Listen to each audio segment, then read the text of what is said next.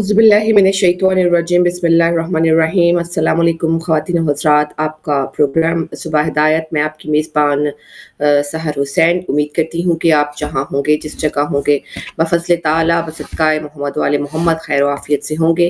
अल्लाह ताला आपकी ज़िंदगी में बेशुमार आसानियाँ, खुशियाँ, रहमतें और बरकतें नाज़िल फ़रमाए और हम सबको तौफ़ीक़ अता फ़रमाए कि हम दूसरों की ज़िंदगियों में भी आसानियों का बाइस बन सकें, रहमतों का बाइस बन सकें और बरकतों का बाइस बन सकें।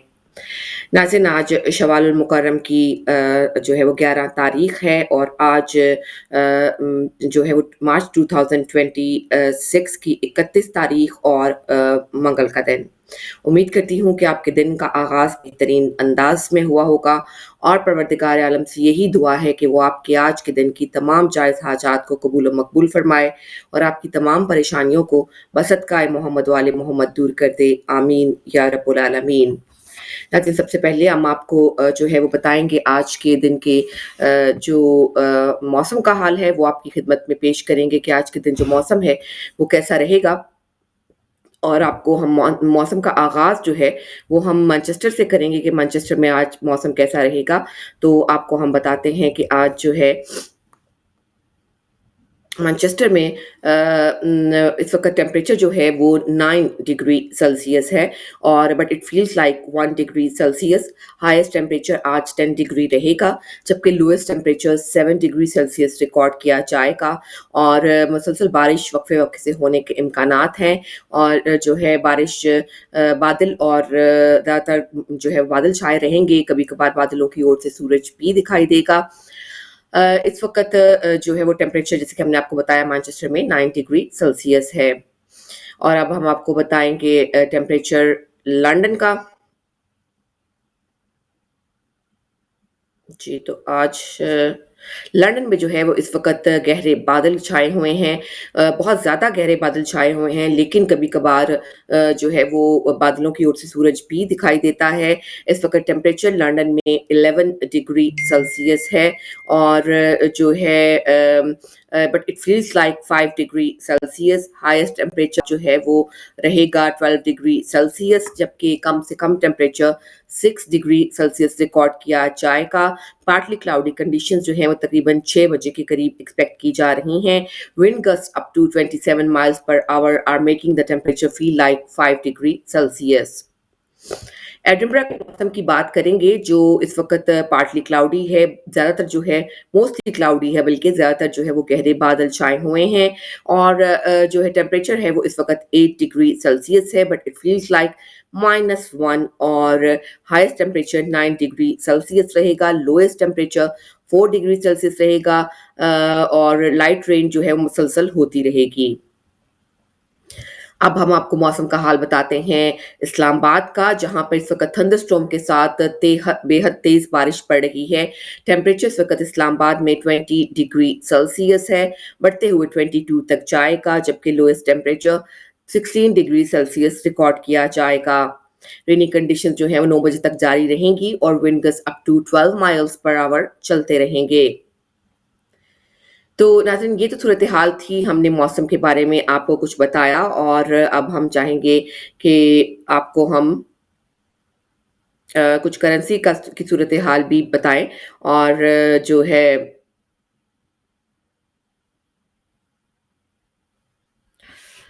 आपको बताते हैं थोड़ी ही देर में इंशाल्लाह कि पाकिस्तानी रुपए की कीमत जो है वो क्या रहेगी।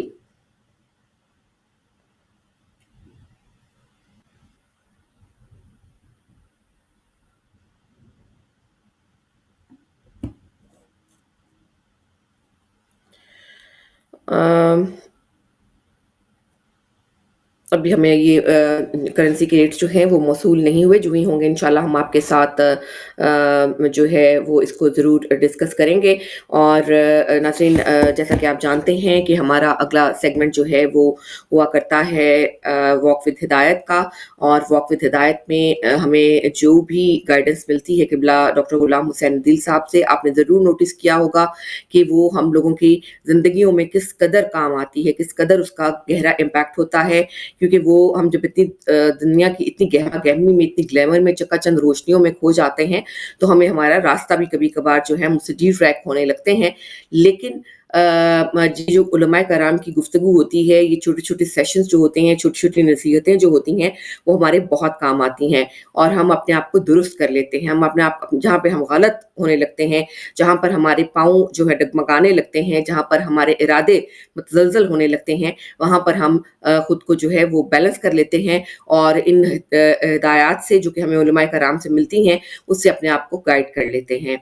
तो यहाँ पर भी इस वक़्त आज भी हम जो है वो वॉक विद हिदायत की तरफ चलेंगे और क़िबला डॉक्टर गुलाम हुसैन अदील साहब से जो है वो अपनी उनकी गुफ्तगू सुनेंगे और इंशाअल्लाह इस पर अमल करने की भी कोशिश करेंगे। तो चलते हैं वॉक विद हिदायत की तरफ। आऊज़ु बिल्लाहि मिनश शैतानिर रजीम, बिस्मिल्लाहिर रहमानिर रहीम, व बिही नस्तईन व हुवा खैरुल मुईन, अल्हम्दुलिल्लाहि रब्बिल आलमीन, अस्सलातु वस्सलामु अला अशरफिल अंबिया'i वल मुरसलीन व अला आलिहि तय्यबीन अत्ताहिरीन अल मासूमीन अल मुंतजबीन। अम्मा बअदु फ़क़द क़ाल अल इमाम अल हसन अल अस्करी अलैहिस्सलातु वस्सलाम, व अम्मा मन काना मिनल फ़ुक़हाए साइनन लिनफ़्सिही हाफ़िज़न लिदीनिही मुख़ालिफ़न लिहवाहु मुतीअन लिअम्रि मौलाहु फ़लिल अवामे अन युक़ल्लिदू। मैं इस हिदायत की इस वॉक के प्रोग्राम में, वॉक विद हिदायत में, अपने तमाम नाज़रीन और सामीन की खिदमत में हदिया सलाम पेश करता हूँ। अल्लाह सुब्हानहू व तआला की बारगाह में इल्तिजा है कि वो हमारे इन लम्हात को अपनी इबादत में शुमार फरमाए और हमारे गुनाहों से अफ़ो दरगुज़र फरमाए। एक बहुत बड़ा मसला जिसको कहा जाए इस वक्त, और वो है मसला तक़लीद। याद रखें हमेशा, तक़लीद किसी आलिम का हुक्म नहीं है, किसी मुफ्ती का हुक्म नहीं है, किसी शेख का हुक्म नहीं है और किसी आम फर्द का हुक्म नहीं है, बल्कि तक़लीद क्या है? हुक्म इमाम अलैहिस्सलातु वस्सलाम की तरफ से निज़ाम तक़लीद दिया गया। निज़ाम तक़लीद भी इमाम की तरफ से है, यानी निज़ाम फ़ुक़हा भी मासूमीन ने हमें दिया है। निज़ाम वकला भी इमाम अलैहिस्सलातु वस्सलाम ने दिया कि 4 आपके जो है ना वो नाइबीन थे, इमाम ज़मान अजलल्लाह ताला फ़रजो शरीफ। ये जो मैंने आपको हदीस सुनाई है, ये हदीस छठे आका की तरफ से भी है, 11वें आका की तरफ से भी है, 12वें इमाम की तौक़ीह में भी ये हदीस है। फरमाते हैं फ़अम्मा मन कान मिनल फ़ुक़हाए साइनन लिनफ़्सिही। आप उन फ़ुक़हा में से, जब इमाम अलैहिस्सलातु वस्सलाम ने ये जो 4 नाइबीन हैं, जिनमें उस्मान इब्न सईद है, मोहम्मद इब्न उस्मान है, हुसैन बिन रूह है, मोहम्मद इब्न अस्सैमरी है, मोहम्मद इब्न अली अस्सैमरी है, ये जो 4 नाइबीन हैं, चौथे नाइब के बाद इमाम अलैहिस्सलातु वस्सलाम ने इरशाद फरमाया कि आज के बाद ये जो स्पेसिफिक डिप्टीशिप है ये ख़त्म हो रही है और आज के बाद जनरल डिप्टीशिप जो है ये शुरू हो रही है। और फरमाया कि ये 4 सिफ़तें उनमें देखो। 4 सिफ़तें कौन सी हैं? पहली सिफ़त फ़अम्मा मन कान मिनल फ़ुक़हाए, आज के दिन तुमने देखना है कि हमारे उन फ़ुक़हा में से फ़अम्मा मन कान मिनल फ़ुक़हाए साइनन लिनफ़्सिही, जो अपने नफ्स पे कंट्रोल करने वाले हों। ये भी बहुत बड़ी सिफ़त है। हर एक इंसान तो अपने नफ्स पे कंट्रोल नहीं कर सकता। कितनी अजीम सिफ़त बताई, कितनी अजीम शान बताई इन फ़ुक़हा की कि जो अपने नफ्स के ऊपर कंट्रोल करने वाला हो। ज़रा सोचे, एक इंसान अपने नफ्स के ऊपर कंट्रोल करने वाला, न फ़कत वो वाजिबात को अंजाम देता है, न फ़कत मुहर्रमात से अपने आप को रोकता है, न फ़कत जो डाउटफुल और मुश्तबह चीज़ें हैं उनसे इज्तिनाब करता है, बल्कि क्या है कि उसकी सारी तवज्जो अल्लाह सुब्हानहू व तआला की तरफ से दी है। اپنے نفس کو وہ نہیں دیکھ پائے، خواہشات نفسانی کا اس میں کوئی دخل نہیں ہوا کرتا ہے۔ کتنی بڑی عظمت بتاتی فقہاء کے سلسلے میں، ان کی پہلی شان یہ ہے، فقہاء اہل بیت کی پہلی شان یہ ہے اور پہلی صفت یہ ہے کہ سائنًا لنفسہ، کہ وہ کیا ہے، اپنے نفس کے اوپر کنٹرول کرنے والے ہیں۔ نفس کے اوپر کنٹرول، نہ ان میں لالچ ہے، نہ ان میں طمع ہے، نہ ان میں بخل ہے، نہ ان میں حسد ہے، اپنے نفس کے اوپر کنٹرول کریں، پہلی صفت۔ دوسری کیا ہے؟ دوسری یہ ہے کہ حافظاً لدینہ، وہ دین خدا کی حفاظت کرنے والے ہوتے ہیں۔ یعنی کیا ہے، کبھی نہیں ہو سکتا ہے کہ دین خدا پہ کوئی آنچ آئے اور اس آنچ میں دین خدا پہ کوئی مسئلہ بنے اور وہ پیچھے ہٹ جائیں، ایسا نہیں ہوتا ہے۔ دین پہ جب بھی مسئلہ بنتا ہے فقہاء ہمیشہ آگے آتے ہیں۔ آپ نے دیکھا جس نے جو ہے نا وہ شیطانی ورسز لکھی، اس کا اب حشر کیا ہے؟ جی اب آپ دیکھ رہے ہیں بلین کے حساب سے اس کے اوپر جو ہے نا اس کی حفاظت کے اوپر کیا ہے، ایک فتوے کے ذریعے۔ آپ مرزا شیرازی کا دیکھیں، ایک جملے میں انہوں نے سارے، جب دین خدا کے اوپر مسئلہ بنتا ہے تو فوراً آگے آتے ہیں اور حفاظت کیا کرتے ہیں، دین خدا کے محافظین ہیں۔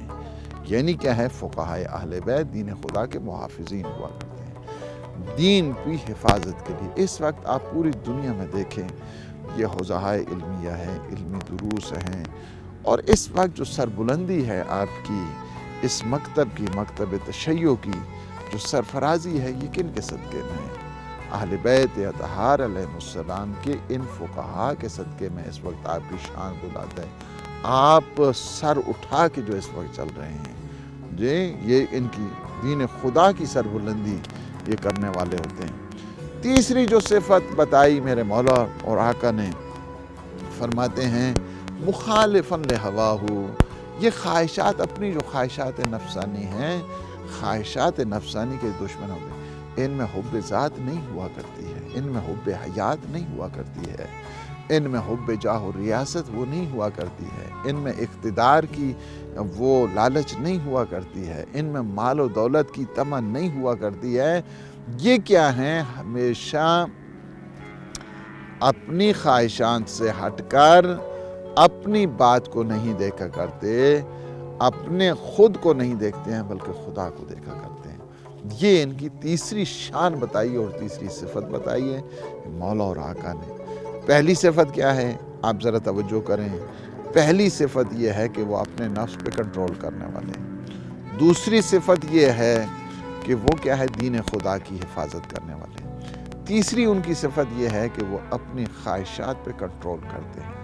خواہشات پہ کنٹرول کرنا ایک بہت بڑا مشکل ترین جو مرحلہ ہے انسان کے لیے، کہ انسان اپنے آپ پہ کنٹرول کرے، قوہ شہویہ کے اوپر کنٹرول کرے، قوہ غضبیہ کے اوپر انسان کنٹرول کرے، قوہ عقلیہ، قوہ وہمیہ، ان سب کو اعتدال میں انسان لے کے آئے تو یہ ایک بہت بڑی منزل ہے۔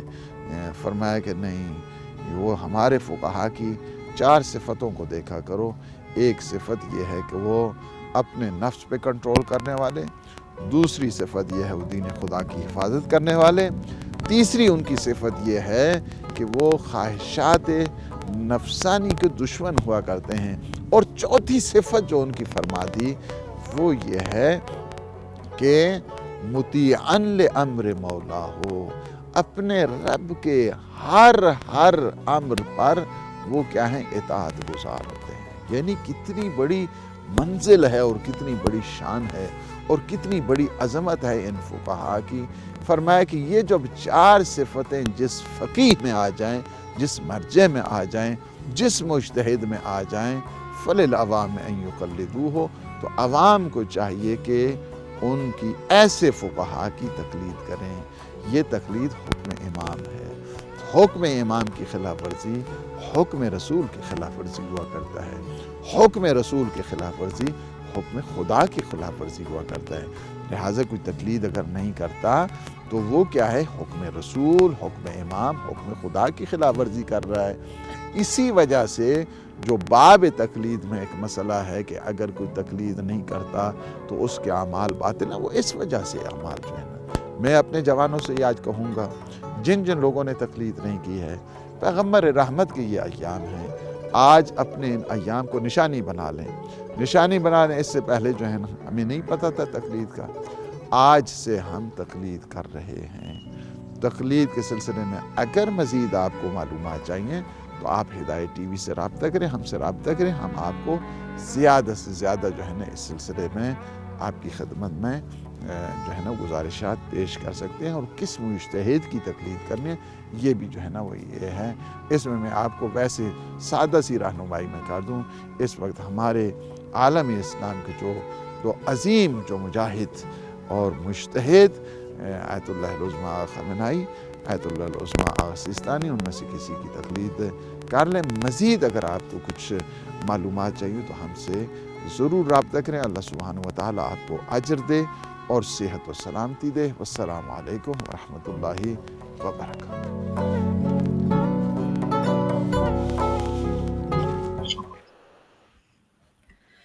ناظرین، ہم بہت بہت شکریہ ادا کریں گے قبلہ ڈاکٹر غلام حسین عدیل صاحب کا، جن کی رہنمائی جو ہے وہ ہمیشہ ہماری زندگی میں مشعل راہ ثابت ہوتی ہے۔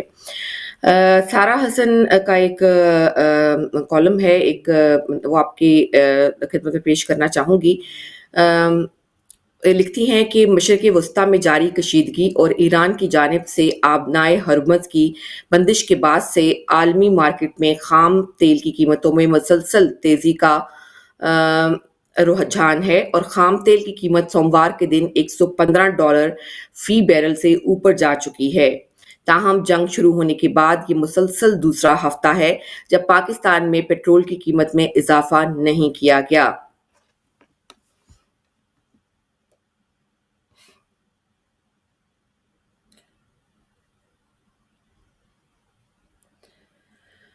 اور لکھتی ہیں کہ ایران پر اسرائیل اور امریکہ کے حملے کے بعد پاکستان میں 7 مارچ کو پیٹرول کی قیمت میں $55 فی لیٹر اضافہ کیا گیا تھا، اور 2 ہفتے گزرنے کے باوجود بھی اس وقت پیٹرول $322.17 میں فروخت ہو رہا ہے۔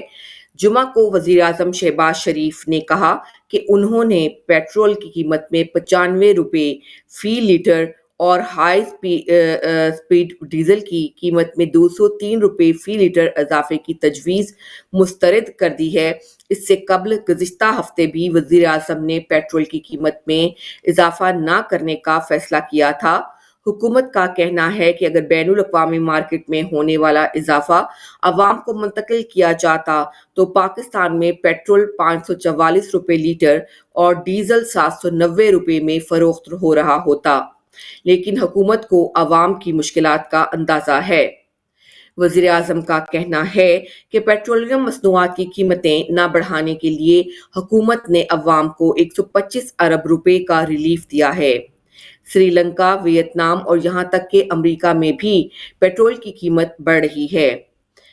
وہیں پاکستان میں حکومت عوام کو ریلیف دے رہی ہے، جبکہ IMF کے پروگرام میں رہتے ہوئے فنڈ سے اگلی قسط کے حصول کے لیے اسے مالیاتی ڈسپلن برقرار رکھنا ہے، تو پھر حکومت پیٹرولیم مصنوعات پر عوام کو کیسے اور کب تک ریلیف کیسے دے سکتی ہے؟ پاکستان کے وزیر خارجہ کے مشیر خرم شہزاد کا کہنا ہے کہ حکومت نے جنگ کے بعد پیٹرولیم مصنوعات کی $55 فی لیٹر کا اضافہ کیا تھا، جو ایک ساتھ کافی بڑا اضافہ تھا، لیکن اس سے فائدہ یہ ہوا کہ سپلائی یا رسد میں خلل نہیں آیا اور حکومت کو بہتر طریقے سے اس غیر معمولی صورتحال سے نمٹنے کا موقع مل گیا۔ پاکستان میں حکومت نے گزشتہ 2 ہفتوں میں پیٹرولیم مصنوعات کی مد میں پہلے ہفتے 69 ارب اور دوسرے ہفتے 56 ارب روپے کا ریلیف دیا۔ IMF کے پروگرام میں رہتے ہوئے پاکستان کے لیے ضروری ہے کہ وہ اپنے اخراجات کو کم رکھے، سبسڈی نہ دے تاکہ مالیاتی خسارے میں اضافہ نہ ہو۔ ایسے میں پیٹرولیم مصنوعات کی قیمتیں مستحکم رکھنے کے لیے عوام کو ریلیف کیسے دیا جا رہا ہے؟ मशीर खजाना खुर्म शहजाद का कहना है कि हुकूमत पेट्रोलियम मसनूआत पर सब्सिडी नहीं दे रही है। उन्होंने बताया कि हुकूमत ने मुख्तलिफ इक़दामात बशमूल किफ़ायत शुआरी, सरकारी मुलाज़मीन की तनख्वाहों में कमी और पेट्रोलियम मसनूआत की खपत में कमी के लिए रिमोट या घरों से काम करने जैसे फैसलों का ऐलान और इसी बचत से अवाम को रिलीफ दिया। हुकूमत इस वक्त तक 125 अरब रुपए का रिलीफ दे चुकी है, जिसके लिए 100 अरब रुपए तरक्याती बजट में कटौती से हासिल किए गए हैं, जबकि बकिया 25 अरब रुपए का इंतजाम किफायत शुआरी के इकदामात और बचत के जरिए मुमकिन बनाया गया है। रवां माली साल के दौरान वफाकी हुकूमत ने तरक्याती बजट 1000 अरब या 10 खरब रुपए मुख्तस किया था और जुलाई 2025 से फरवरी 2026 तक महज 361 अरब रुपए खर्च किए गए थे।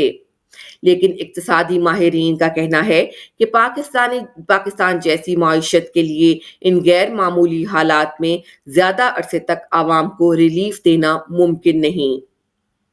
आलमी मार्केट में खाम तेल की कीमत $100 फी बैरल से ऊपर है, जबकि पाकिस्तान ने रवां माली साल के बजट अहदाफ में खाम तेल की कीमत $80 फी बैरल के मुताबिक रखी थी। पाकिस्तान सालाना 16 से 18 अरब रुपए डॉलर मालियत का खाम तेल दरामद करता है। इक्तिसादी तज्जियाकारों के मुताबिक आलमी मंडी में खाम तेल की कीमत में $10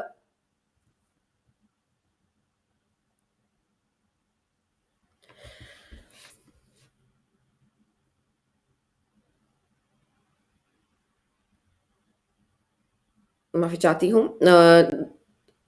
हुकूमत की कब तक अवाम को हम आपको बता रहे थे कि वज़ीर तेल ने बताया कि